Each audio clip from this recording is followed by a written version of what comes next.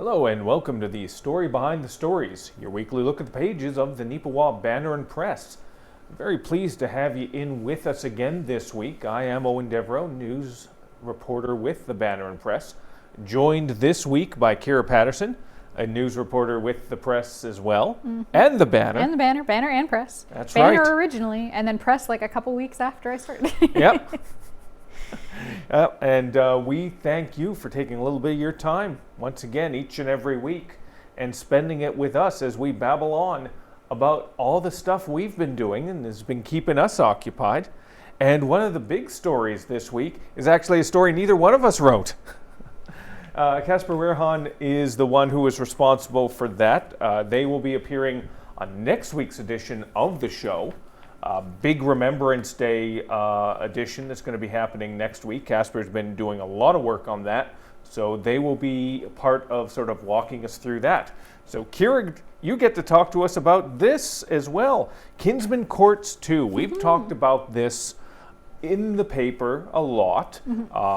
We've had it on the front page a couple times, and here's another front page for it, as opposed to the first time it happened where it was an artist rendering of what the building would look like. This is real, live, and in person now.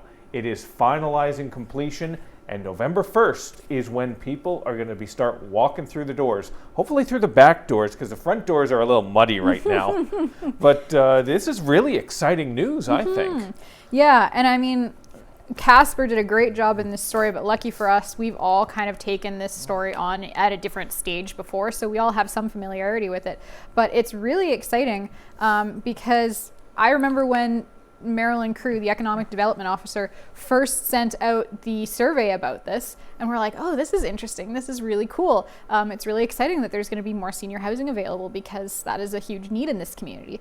And obviously from the survey, they decided that as well because they decided to go ahead with the project. And it's been in construction since, when was it? June of last year?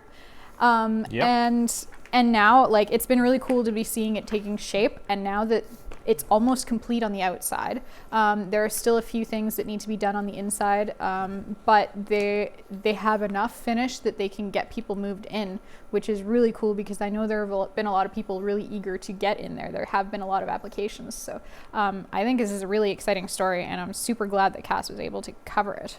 Yep, big thanks as well to Dana Menzies, the executive director for Kinsman Courts 1 and 2, who has been very positive in sort of working with us and sharing the message, getting it out there, all the stages of the construction going on here. Very appreciative of that. It's interesting as well, Casper had an opportunity to speak with the executive chef who's going to be there, an individual coming out of Brandon. A lot of experience, so it sounds like it's going to be very exciting. They're going to be getting good 3 squares a day, very good meals. And these are the little things, though, as well. It's not just an apartment. These types of, these are living sort of facilities, like multifaceted living facilities. And to be able to have multiple ones in Neepawa developing and growing like this, it's a very positive thing. We do have a population that is aging. Well, actually, that's how time moves. It all moves forward. We're all aging. Everybody's aging. Yep. A half hour of watching this show might make it feel like you've aged 3 days, but it's not the case. But it's very important for a developing, growing community like Neepawa. Population-wise, we are getting much larger. Housing is coming along, but it's not coming along at the pace that can meet the anticipation of people who need homes. So older generations are shifting out of their homes and into these assisted living facilities. And when you hear assisted living as well, Kira, sometimes you think about a lot of people have grown up with The Simpsons and seeing Abe Simpson in the retirement village type thing, and that's nothing at all like what we have here in Neepawa. No, this is going to be great. Like, reading about the description of the services that they offer and everything, it makes me want to move in there. So, and I'm not quite at the retirement age. But like they have housekeeping services. They have, as Eoin mentioned, the food meal services. Yep. I was going to say a mixture of food and meal. I'm losing my mind. Maybe I should move in there. I need some help. But they have laundry facilities. They will have space in the basement for people to get haircuts and physiotherapy and all of this stuff. So there are so many different parts of this that are going to make life easier for people who need just a little bit of help, that can still live fairly independently, but just need a little bit of help here and there. That's right. It's wonderful. Once it's a soft opening right now. I'm sure in the future they will be doing some type of official grand opening, ribbon cutting, whatever you want to talk about or say about it. And we will be there for that as well. And hopefully we'll be there as well for once the mud's gone from in front of it and they put down some nice trees and some plant and green and whatnot. We were just, this isn't in the paper, but we were talking about behind the scenes just about all the mud in town right now. Just because we had some rainfall, there was a lot of construction going on out in front, and everything is muddy. The fortunate thing is, though, that the snow hasn't hit yet. Yes. So yeah, that would be a terrible mix. But yeah, no, I mean, obviously there's not much you can do about when you got to dig stuff up and do some stuff underground, and then it rains, and of course that's what makes the mess. We were totally fine with a little bit of dust in the air and the gravel and stuff, and then all of a sudden it rains, and they've got trucks coming in and out when it rained, and then that's of course when everything starts to spread and get a little bit muddy across almost the whole road. It's kind of fun, but it happens. But that, again, that's part of something we talked about in a previous episode. They had to put new water and sewer in there to accommodate the new facilities, and they've done that. They're going to be able to handle that capacity and then some. And a little bit of inconvenience for a long-term gain is walk it off, deal with it, So, but no, wonderful to be able to share that story. Here's another story. This one is slightly different, interesting, I thought. Neepawa, the town of Neepawa, along with the Chamber of Commerce, who is assisting the town in getting the message out there, primarily run by the town and done by the town here, but they are getting COVID testing kits out to any medium or small business in Neepawa that wants them. I think that's fantastic, and they're doing it free of charge. I want to preface this, and I mentioned in the story as well, but it's not just random people walking off the street asking for tests. They are for businesses only. They are kits of 30. You can get a maximum of 2 per business. Just a full disclosure here, Neepawa Banner Press actually picked up its 2 allotted tests earlier this week. And I'm the one that picked them up because I needed a picture to go along with the story that I wrote about it, and you can see that on page A2. You can see exactly what makes up the test itself. It's just 3 small items, a little swab, a little testing device there, almost similar to a pregnancy test, I guess, and a little other item as well. It's hard to describe. A little test tube almost. Test tube type thing, yeah. So those are the 3 facets of it. I opened up the pack because I wanted to get a good picture of it to show it off. And I figured, waste not, want not. So I figured might as well check in and see if I got the COVID. Fortunately, the fact that I'm sitting here indicates that I did not have the COVID. The test was so easy. They say within 15 minutes you'll have your answer. It was even less than that, Really? Kira. It was only maybe about 5 minutes. Oh, okay. Yep. And again, it was very simple. The instructions were easy. And I think should I be giving this away? Heck with it. It's just between you and me. I think I'm the only one so far that's been brave enough to do the COVID test here. But nobody's had any symptoms or anything, not even a sniffle or anything like that. So there's no need right now. These tests are if you're feeling a little symptomatic or something like that, or you want to be precautionary, which is a good thing. I mean, it's better to be safe than sorry. So that's what that's about. What's your takeaway on the distribution of these tests, Kira? Well, it's really a really interesting story. I would be really curious to see just how many businesses take them up on this, because I mean, obviously, unless you are a provincial employee or I guess a provincial employer are the only ones that are in this community that it would apply to. So like teachers and healthcare workers and that kind of a thing. There is not the necessity to get tested to be able to work. So I'm just curious to know how many businesses there that would like to maybe implement that, or to have stuff available for their people if they do feel symptomatic, or if they were not in close contact, but maybe in contact with somebody who was in contact with somebody who had COVID and maybe wants just to be precautious or something like that. I'm just curious how many people will take them up on it and actually use these tests, because I mean, obviously we do have our 2 boxes of the stuff, and we've only used the one so far, but I'm curious to see if within our office we may use them once in a while if somebody wakes up with a bit of a tickle in their throat or a stuffy nose or something like that, if they'll want to try it out. So I think this is a good story that we can maybe follow up on, because I'd be curious about the uptake with it. As of earlier this week, when you mentioned, Kira, you were curious about it. As of earlier this week, there were 25 boxes that had been distributed out to businesses. So it could be 25 different businesses that have done it, or it could be 13 with one business only taking one and the other businesses taking 2 boxes. So that's still, either way, that's a solid start, most definitely in my estimation. And it's good to see that they're jumping on board with this. Neepawa District Chamber of Commerce helped to get the message out there to those businesses early. That's why there was such quick uptake to it.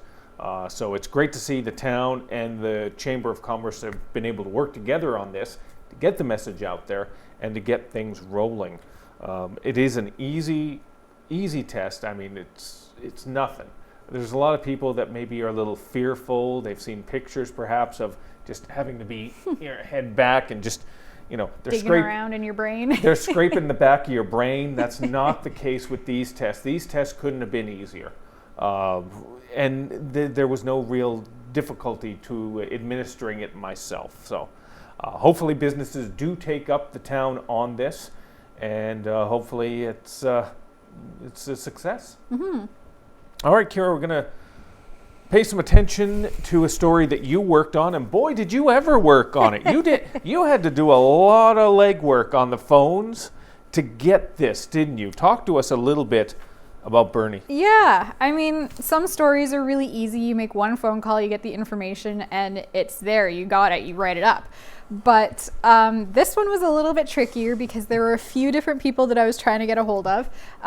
This story came in originally as a letter last week, and I decided to follow up on it because it was news, and it was important news. And Burnie Post Office has been temporarily displaced. They have closed the location that it was in, and right now the mail for Burnie is going to the Neepawa Post Office. And I was just trying to call somebody at Canada Post to tell me some of the details about what the process is, if they're going to be able to find a new location within Burnie, that kind of a thing. And I just got a lot of people saying, I don't deal with Burnie. I don't deal with Burnie. Or I deal with Burnie, but I'm not allowed to talk to you about it on record, and that kind of a thing. Being a federal organization, they have a lot of rules about that sort of thing. And I don't blame any of the people that I spoke to. I appreciated them getting back to me and letting me know that they weren't the ones to talk to, because then at least I wasn't waiting around for an answer from them. But it wasn't easy. So I ended up being able to email media relations, and they got some information to me as well. And I spoke to the Reeve of the RM of Rosedale, which Burnie is a part of, and he had some information for me as well, because the RM had been in contact with Canada Post. So there is some information there. It is a temporary displacement. They are only in Neepawa until they can find a new location within Burnie. So they are working on finding a place in Burnie, whether it be in a residence like it had been, whether it be maybe a community post box, like with all the little individual boxes outdoors somewhere. We don't know specifically because they don't like to share a lot of details, the federal agencies, until things are finalized. So, and even then, yeah, that's true too. Yeah. Sometimes it's like pulling teeth. But so they didn't have a ton of detail for me, but they did say that this is temporary and they are working on getting stuff figured out in Burnie. And they are very appreciative of the patience that people in Burnie have. And maybe some people aren't as patient, I don't know. I've only heard like one or two anecdotal stories from the person that brought in the letter, for example. So it was a really good story. I'm glad to be able to cover that, and I'm glad to be able to find some of the details, because the letter had some information, but it wasn't full in depth. He had seemed to think that the Rosedale municipality had voted down having a post office in Burnie at all. And that was not the case. When I spoke to the Reeve, Michael Porrick, he explained it was talked about in council. It was brought up that the Canada Post, who is in charge of this stuff, had told them basically, we don't have a place for the Burnie post office at the moment, but we're working on finding something. So it wasn't a case of the RM voting it down. It was just a case of the RM passing on the information that this is what's happening. Yeah. So it was good to be able to clear some of that stuff up. Oh yeah, definitely, and good stuff chasing that down. I know just hearing the process of you trying to get that information, it was like there was a lot of effort put into those paragraphs this week. Mm-hmm. Sometimes it's a breeze, sometimes it's not. No, and it's not a huge story. It just took a lot longer for this small story, like this, just lengthwise. I mean, it's not a long story, so it just took a lot more effort to get this small amount of information than it usually does for even some long stories. Yeah. Let's talk. Unfortunately, Kira, you got a little bit of the bad news stories, mm-hmm. all the bad news stories mm-hmm. this week. Here's another one, unfortunate, that we have to report to you, but it is the reality of the situation. Neepawa Interwheel Club. Interwheel, yeah. Yes, is no more. Mm-hmm.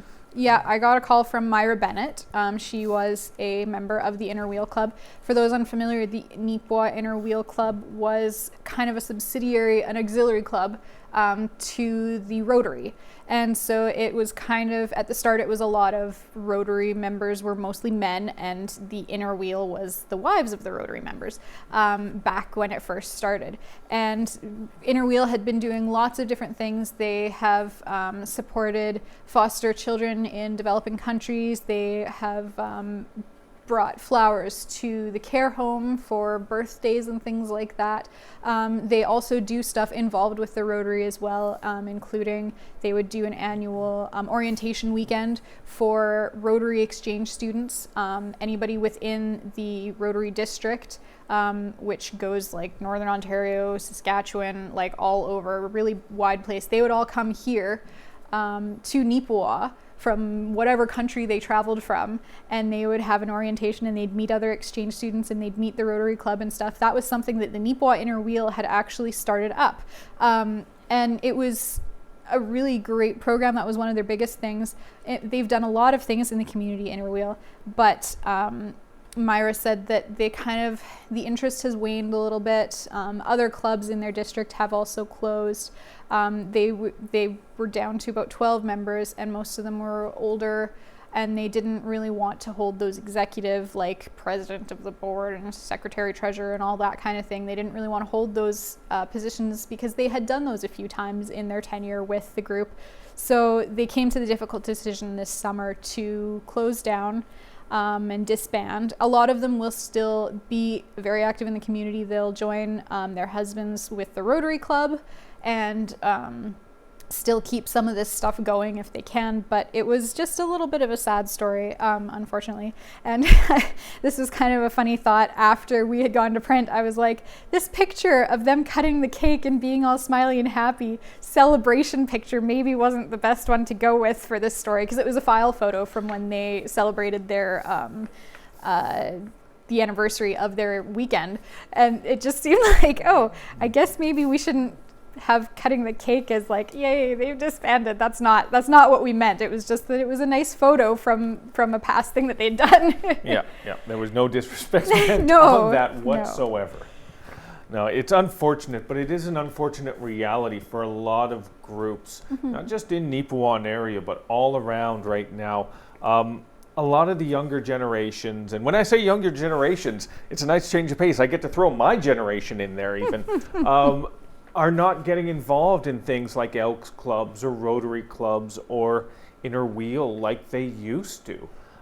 Maybe it's just too busy, family commitments, work commitments, or something like that. But that sense of outside of yourself and committing to something bigger than yourself just isn't there to the same way with these types of groups.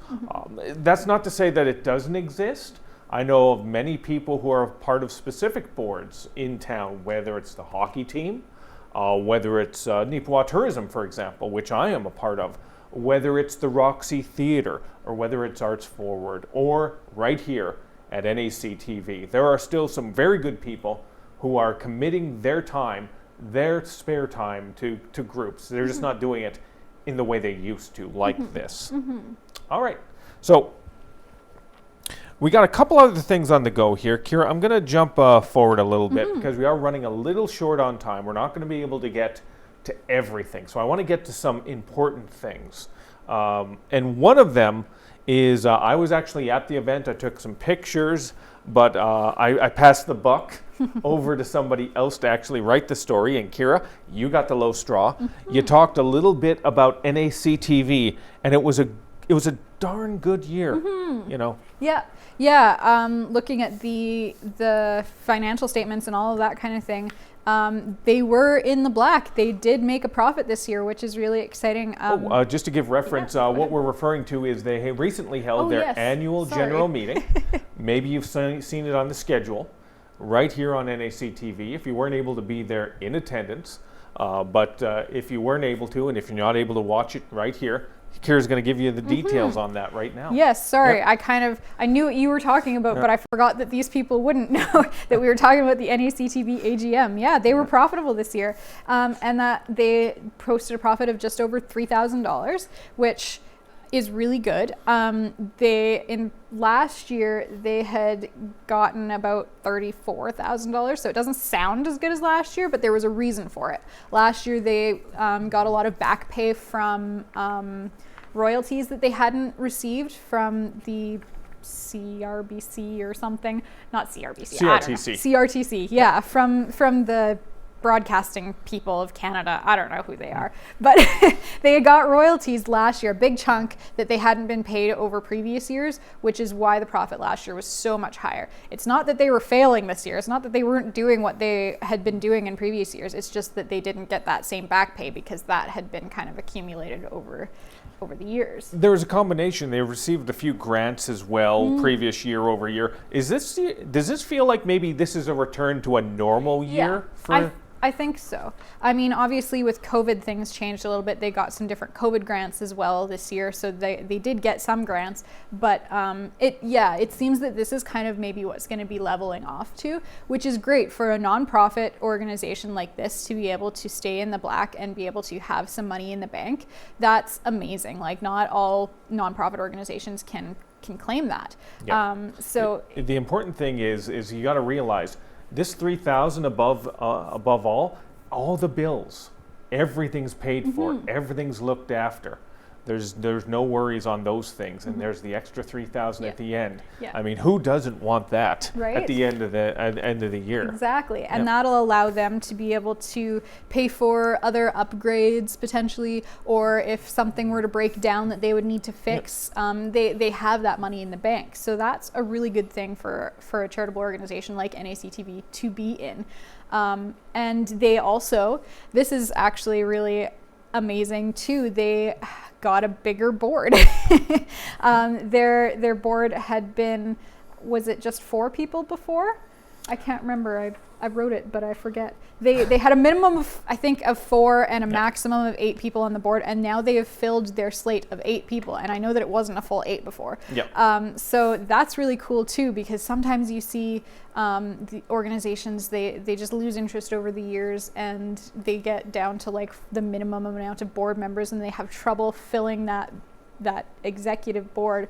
And the fact that they have a full slate this year, that's really exciting. That is a really positive. Great to be able to share those types of details on NAC TV, right here on NAC TV. And once again, check the schedule. Perhaps it might be on the schedule for a future edition. If you weren't able to be there in person, you'll be able to see it on the television and hear the specific numbers, if that's what you're into, right on the show. It's great. All right, we are running a little low on time, so there's about a dozen things we had on our list that we were going to be talking about. We're just going to skim over a few of them. The Neepawa Titans had a couple games. You win some, you lose some. They're still feeling a little positive about the season, though, which is good. The Tiger Hills Hockey League, senior hockey for individuals, very popular in a lot of smaller communities throughout Western Manitoba, is returning after 19 months on the shelf. A lot of people excited about that. I reached out to the Neepawa Farmers, Minnedosa Bombers, the Gladstone Lakers, and the returning Carberry Plainsmen, who have been on hiatus for about 4 years from the league, because they're all within our readership area. The Farmers got back to me, very much appreciated. Wasn't able to get some of the other information, but we moved forward because deadlines are just stringent, you know. But again, if we hear back from the other ones, we'll definitely share those details, because even though we're a Neepawa-based paper, we want to be the region's paper. We want to be able to share information from all these different communities as well. Hopefully they'll be able to sort of get back to us on some way, shape, or form. And one other thing as well, the Elks Club cash calendar. I feel bad that we weren't able to get in depth on this, but it is on page 3. As soon as you open up the paper, you'll be able to see it. Because I do, Kira, want to get into this one real quick. Custodial staff for Rolling River School Division have made a very significant decision, haven't they? Yes, they have voted in favor of a strike. So I got this is again a really short article, because it was kind of a last minute story that came up the day before we went to print. But yeah, there are about 21 staff in Rolling River School Division, custodial and cleaning staff, that have decided to go on strike because they are not getting the same deal, 4-year deal, I think it was, as other teachers and staff across the province have been getting. So understandably so. And I spoke to the union representative, and I spoke to the superintendent of RSD. There's a few comments in there. Definitely take a minute to read that. I talked too much already today, so I'm going to let Eoin take over again. Once again, that's the thing, though, and that's the good thing, week in, week out, where there's more news than there is time to talk about it. And that's why you need to pick up a hard copy of the Neepawa Banner Press, either in and around Neepawa or surrounding areas. But if you're not there, you can get it at mywestman.ca. A digital copy is available to peruse. We always appreciate when you take a few minutes to look at it. We didn't even get into the Farmer's Advocate, this month's Farmer's Advocate. I'll just quickly show off the front page there. That was part of a photo contest, and the winner was Lauren Huck on there. Congratulations.